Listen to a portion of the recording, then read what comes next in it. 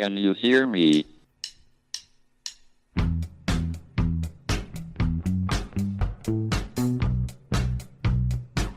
Houston, we have a problem. It's one small step for man. Now I am become death, One giant leap for mankind. the destroyer of worlds.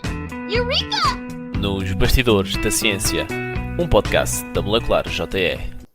Olá a todos, sejam muito bem-vindos a mais um episódio do Podcast Molecular, o podcast da Molecular JE, uma júnior empresa do Departamento de Química da Universidade de Coimbra. O meu nome é Beatriz e, como sabem, temos estado a falar com antigos estudantes do departamento e perceber onde a vida os levou depois dos seus estudos. Neste sentido, hoje temos o Pedro Simões. Olá Pedro, obrigada por teres aceito o convite e bem-vindo. Muito obrigado pelo convite e também um obrigado em nome da ciência por darem continuidade a este projeto. Acho que é uma das coisas mais importantes que o Departamento de Química criou nos últimos anos para divulgar e perceber um bocadinho do trajeto e abrir perspectivas a outras pessoas que às vezes ainda estão a pensar um bocadinho quem podem querer seguir. Acho que é uma coisa muito importante e de louvar. Obrigado. Obrigada. Olha, podes-me falar um pouco do que fazes agora, onde trabalhas? Ora bem, eu trabalho nos escritórios de uma empresa farmacêutica, maioritariamente focada em medicamentos genéricos, que do que eu estive a ver do histórico dos vossos podcasts também falaram um bocadinho, muito bem, acerca dos medicamentos genéricos. E o que é que eu faço? Eu tento fazer o landscape de patentes para a empresa perceber como é que pode navegar todos os impedimentos e lançar um medicamento genérico o mais breve possível no mercado. E é importante ser das primeiras empresas a lançar um medicamento genérico no mercado porque normalmente assume uma cota-parte maior em comparação com as que chegam mais tarde. Essa é uma parte, fazer esse landscape de patentes. Depois inclui também proteger as nossas próprias invenções. Podem ser de várias ordens, desde novas composições farmacêuticas, novos métodos de síntese, entre outras coisas, até novas moléculas.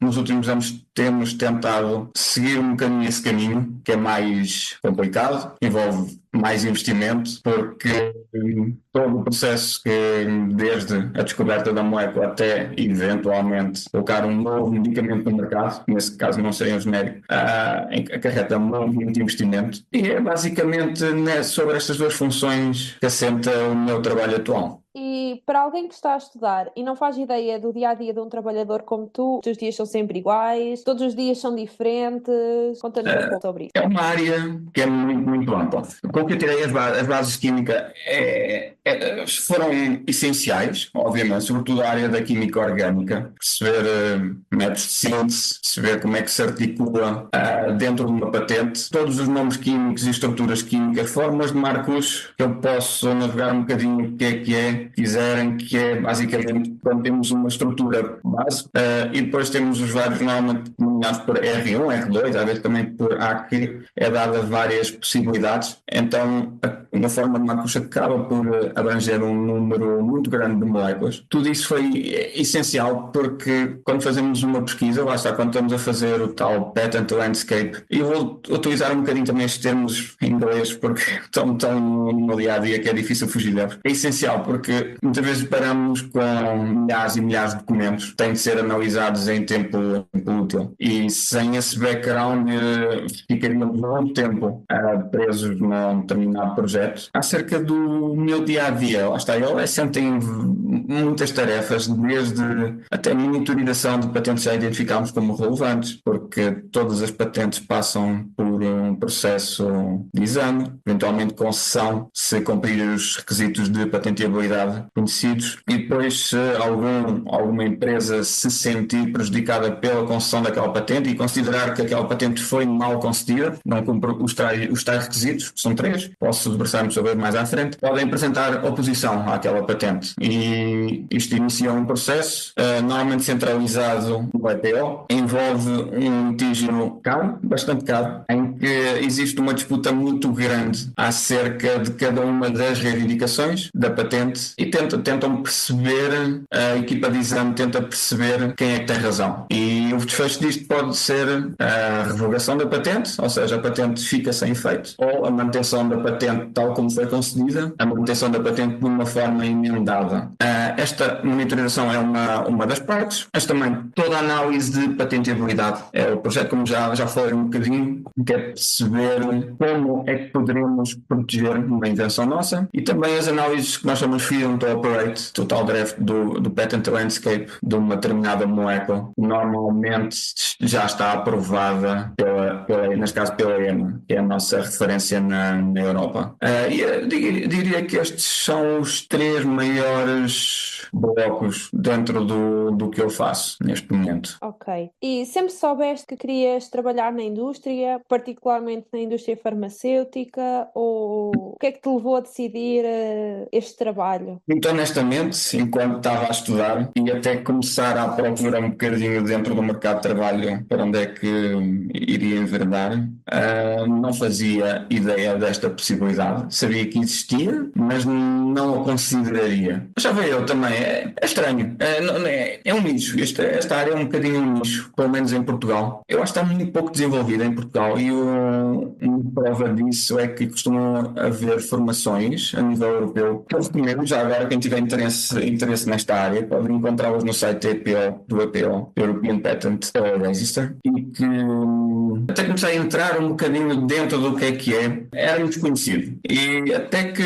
foi um comentário da professora Marta Pinheiro, que uma vez falou nesta possibilidade que havia uns escritórios de patentes à procura de pessoas no Porto e tudo, que me fez olhar para uma vaga com outros olhos e pronto, e desencadeou todo um processo e que correu bem e que estou muito feliz de o desfecho ter sido esse, porque acho que de outra forma não estaria aqui neste momento a trabalhar na Tecnimed. E tiveste algum emprego antes de trabalhares na Tecnimed ou este foi o teu primeiro emprego? Não propriamente. Eu dava explicações na minha região, dentro da área das ciências, e não só, até dentro de outras. Mas pronto, é uma coisa muito temporária até realmente encontrar realmente um emprego que gostasse e que me visse. Mas sim, posso dizer que foi o primeiro emprego a sério, sim. E quando chegaste ao mercado de trabalho e a esse emprego, a adaptação foi tranquila? A adaptação de universidade para o trabalho foi suave ou sentiste muitas dificuldades? Eu diria que foi tranquilo, é muito diferente, mas o ambiente dentro da empresa, as pessoas que me ajudaram, que me deram a formação, foi sempre tudo tornaram esse processo todo bastante fácil. Eu diria que a adaptação não foi difícil de todo. Não tive grandes dificuldades, mas lá está. A adaptação é uma área que é uma aprendizagem contínua. Existe muito para aprender todos os dias. Faço formações todos os anos, porque há sempre mais e as coisas mudam, a lei muda e há muita coisa que podemos melhorar nesta área. Tu trabalhas numa indústria farmacêutica, que é uma das saídas profissionais para um químico. Sentes que o teu cargo atual, a tua base em química, dá-te vantagem em relação, por exemplo, a um farmacêutico? Ou... Sem dúvida, porque eu sei que em farmácia vocês têm alguma química orgânica, mas os meus estudos em química tiveram uma base muito forte, tanto que eu estagiei e tirei o mestrado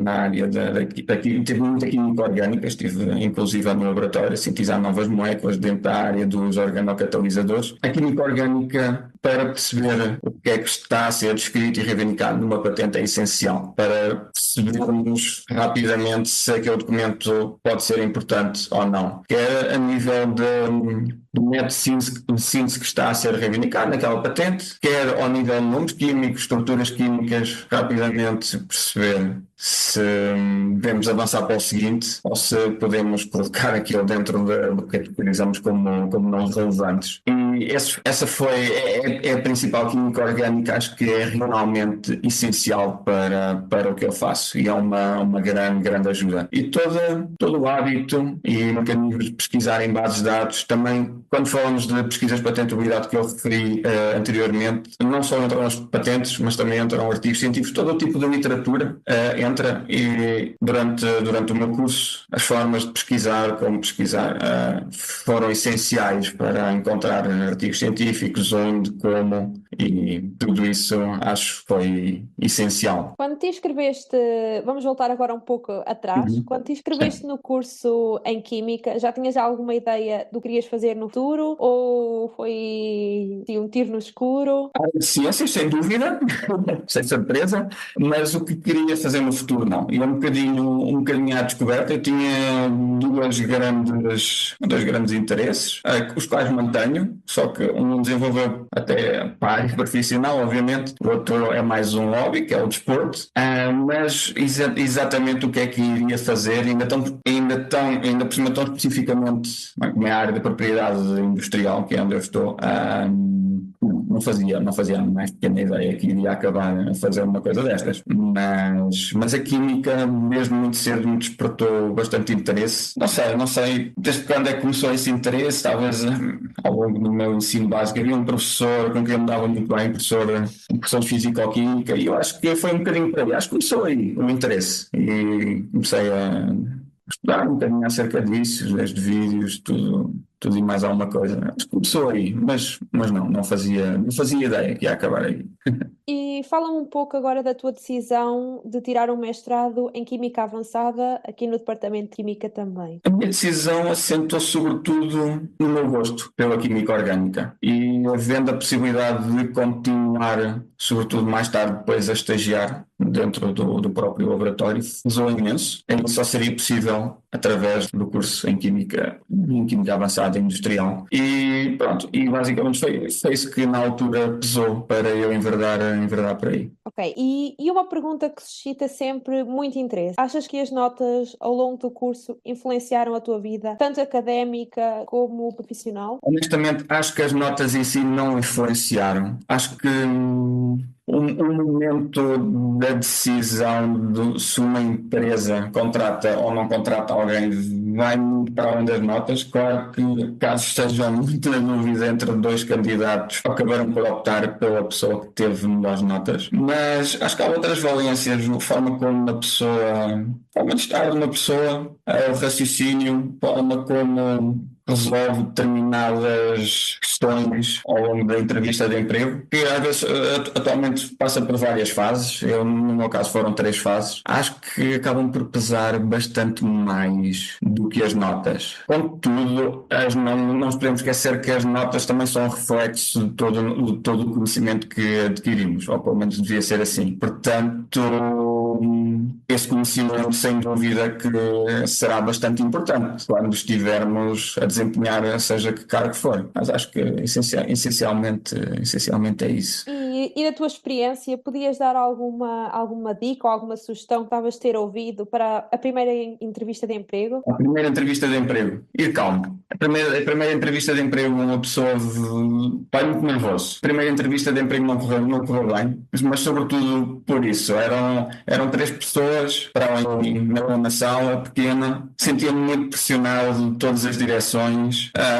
e mesmo coisas que eu sabia, não soube responder, e não me portei bem, digamos assim, e acabei por falhar. Na segunda já correu muito melhor, que foi esta foi a segunda. Já ia com outra mindset, já sabia para o que é que ia, e foi tudo muito mais tranquilo. O mais importante é ir calmo. Sim, sem dúvida, ir calmo, sim. E É tudo uma aprendizagem. Sim, é verdade. Sim.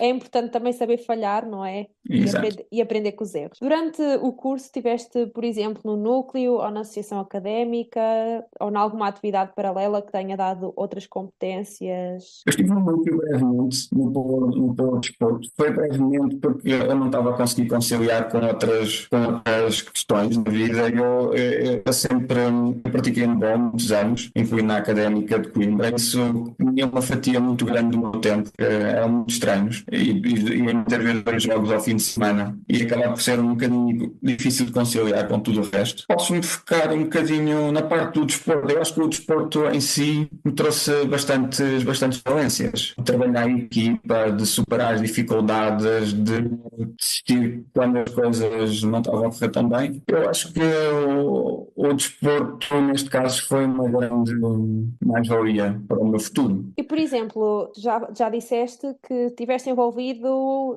num estágio aqui no departamento. Achas que esse estágio te ajudou e moldou enquanto profissional, mesmo não estando agora na área de investigação? Sim, sem dúvida que sim, que mudou. Acerca da forma como interagir com as pessoas dentro do ambiente de trabalho, porque ali nós estamos na bancada, estamos a tentar conciliar muitas vezes o pouco equipamento que existia, tentarmos ajudar aqui e ali, porque às vezes alguém tem de se ausentar e é preciso alguém para uma determinada reação a determinada hora, monitorizar qualquer coisa, alguma coisa corre mal, lavar material, todas essas coisas normais dentro de um laboratório de orgânica. Dentro desse aspecto acho que mudou bastante e foi acompanhado por pessoas espetaculares. Desde já um beijo muito grande à professora Dina Mortinho, sobretudo, mas também não esquecendo da professora Elisa Serra e a professora doutora Teresa Pinhal, foram pessoas espetaculares durante o meu percurso académico. E sim, todas essas pessoas e não só outros alunos que estavam comigo dentro do laboratório, certamente me mudaram e me tornaram uma pessoa melhor e mais profissional. E sim, basicamente é isso. Sentes que a tua formação académica, a licenciatura e o mestrado te preparou para as tarefas específicas que desempenhas no cargo atual? Já disseste um pouco que sim, mas... Sem dúvida que sim. A investigação, basicamente o que eu faço é também muita investigação, ir à procura dos documentos certos e a forma certa de pesquisar. A nossa literatura está carregada de todo tipo de documentos e temos de limitar o universo aos documentos certos e aos que nos interessam. E é só com esse hábito e com essa capacidade de ir à procura e de filtrar e usar as palavras-chave certas é que seria possível desempenhar o cargo que desempenho atualmente. Toda a atenção ao detalhe, a capacidade de escrever um report do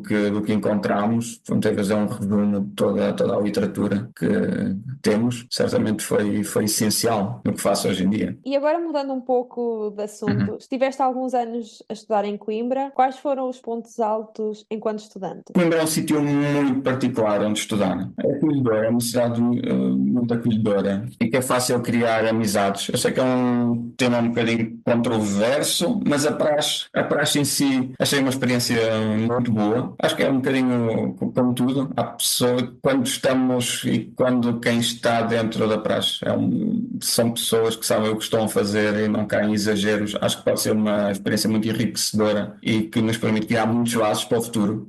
Durante a praxe mantenho amizades com pessoas que conheci e que de outra forma provavelmente não conhecia hoje em dia e continuamos a falar acerca das nossas experiências e combinamos coisas. Acho que essa foi uma parte muito importante. E todo o convívio, todas as vivências que Coimbra proporciona, devido a ser acolhedora, tudo é perto umas coisas das outras. Isso é uma vantagem muito grande. Eu agora estou em Lisboa. É muito diferente e as pessoas que estudaram aqui relatam uma experiência bastante diferente do que eu senti em Coimbra. Mas basicamente é isso. Eu acho que Coimbra tem muito para oferecer e que devemos aproveitar. Não só desde estas coisas da praxe, das amizades que criamos, mas também tem professores incríveis, muito renomeados cá dentro e lá fora. E tudo isso é uma coisa que devemos aproveitar. Sim, isso é verdade. Fizeste o curso e agora já estás no mercado de trabalho. A faculdade serão os melhores anos da nossa vida ou os melhores anos da nossa vida podem vir depois? Preparado para essa pergunta, mas é diferente. Quando estamos a estudar, não sentimos tanta pressão do mundo exterior. Pelo menos eu sentia isso. Temos a pressão de apresentar consistentemente resultados na forma de notas. que sim, são importantes, obviamente, mas para mais tarde é que desenvolvemos a nossa autonomia. Isso só é possível quando realmente temos o nosso próprio salário, coisa que não temos enquanto estudamos. Aliás, o hábito é alguém estar a pagar por nós, né? Eu acho que os melhores podem vir depois, honestamente, mas também podem muito bem ter sido os anos da faculdade, facilmente. Eu acho que vai depender um bocadinho de pessoa para pessoa. Eu não conseguia estar a escolher neste momento. Acho que os anos em que estudei em Coimbra foram excelentes, mas onde estou agora também estão a ser bastante bons. A única coisa que eu mudava, honestamente, um bocadinho mais. Eu acho que pudesse fazer o que eu faço atualmente, mas em Coimbra, sem dúvida nenhuma. Acho que Lisboa é um ritmo que nos absorve um bocadinho ao longo do tempo, quer queiramos, quer não. Mas basicamente é isso. Se eu pudesse mudar uma coisa era isso. Ficava na empresa e mudava para Coimbra. Para Coimbra. Agora pedia-te para resumires para quem está a começar o curso ou para quem está na reta final, quais seriam os conselhos que tu gostavas de ter ouvido nessas fases? Aproveitar esses anos, são bastante bons, como já disse, mas também tentar não divergir muito e levar os estudos com seriedade, quanto eles obviamente merecem. Acho que é necessário, sobretudo na vida, é necessário um equilíbrio. E enquanto que algumas pessoas o encontram bastante facilmente, sobretudo se calhar se tiver aquele empurrãozinho, aquelas pessoas que mostram isso, mas acho que nem toda a gente tem essas pessoas que possam aconselhar. E então podem nem aproveitar tanto quanto deviam ou aproveitar mais também. E temos casos também desses. Eu acho que seria esse, aproveitar e com consciência e com maturidade. Acho que seria esse o meu maior conselho. Queres acrescentar mais alguma coisa, uma nota final, ou tocar em algum ponto que achas que não toquei, ou falar um pouco mais sobre as patentes e aquilo que tu fazes, porque é sempre um assunto que se calhar muitas pessoas não estão tão familiarizadas. Acerca das patentes, eu acho que dava para dar mais 2 ou 3 convites do género só para falar sobre isso. É um mundo muito, muito grande, com muita coisa. Continuo a aprender todos os dias, como já disse, através de formações e novos projetos e nova lei que muda. Recentemente tivemos o que chamamos a patente unitária, que vai mudar, e já está a mudar um bocadinho a forma como as coisas são protegidas na Europa. É muita coisa, muita legislação, muita jurisprudência que é criada todos os dias, e este bocadinho não seria suficiente para aprofundar muito os temas, mas estarei sempre à vossa disposição para aprofundar um bocadinho mais isso, caso exista o interesse. Que mais é que eu gostaria de acrescentar? Eu gostaria de deixar um obrigado muito grande, mais uma vez, sei que vou ser repetitiva, à professora Dina Mortinho, à professora Elisa Serra, à professora doutora Teresa Pinhão, foram muito importantes, são 3 pessoas muito, muito queridas naquele departamento e que gostaria de reforçar isso. Eu acho que basicamente é isso, estarei à vossa disponibilidade para no futuro falar um bocadinho mais acerca das patentes, do Freedom to Operate, dos passos que a academia deve ter para melhorar a probabilidade de não deixar, porque existe sempre uma certa pressão para divulgar os nossos resultados e as nossas descobertas na academia, e muitas vezes isso pode ser um bocadinho contraproducente na hora de obter uma patente, ou seja, de obter algum ganho financeiro. E é preciso encontrar um equilíbrio e saber às vezes como divulgar as coisas, não a mais nem a menos, pode fechar essa porta. Eu também estaria à vossa disposição para falar um bocadinho acerca disso. E todos os outros assuntos, patentabilidade, o que é prior art, que são tópicos que estão no nosso dia a dia e que não são muito conhecidos. Uma última pergunta agora que me lembrei. Achas que o inglês é fundamental para o teu trabalho no dia-a-dia? Sem dúvida nenhuma, sem dúvida nenhuma. Eu dou para mim a pensar sempre em inglês e às vezes eventualmente até é mais fácil escrever tudo em inglês. Tanto que usei muitas palavras aqui, patent, landscape, draft e coisas assim que até para mim às vezes até é difícil usar outra terminologia. As patentes 99% das que eu leio estão em francês, 0,5% se calhar estão em português e outras 0,5 estão em francês. Todas as outras acabo por ter de traduzir. Também assim uns documentos em japonês, chinês, entre outros, mas aí acabo por ter de traduzir para o meu. Hoje em dia temos ferramentas muito, muito boas para fazer isso, e o inglês acaba por ser mesmo a melhor língua, porque neste aspecto, porque é onde há menos falhas e onde se perde menos durante a tradução. Essencial. O inglês, sim, é uma das coisas que eu devia ter frisado, extremamente importante para o que eu faço. E praticamente toda a documentação que encontramos online, cursos, vai estar tudo em inglês, portanto, muito importante. Pronto, obrigada. Obrigado, eu. Prazer feito a mim. Fica mais um episódio com Pedro Simões. Fiquem atentos que teremos mais convidados. Pedro, muito obrigada. Muito obrigado, mais uma vez. Can you hear me?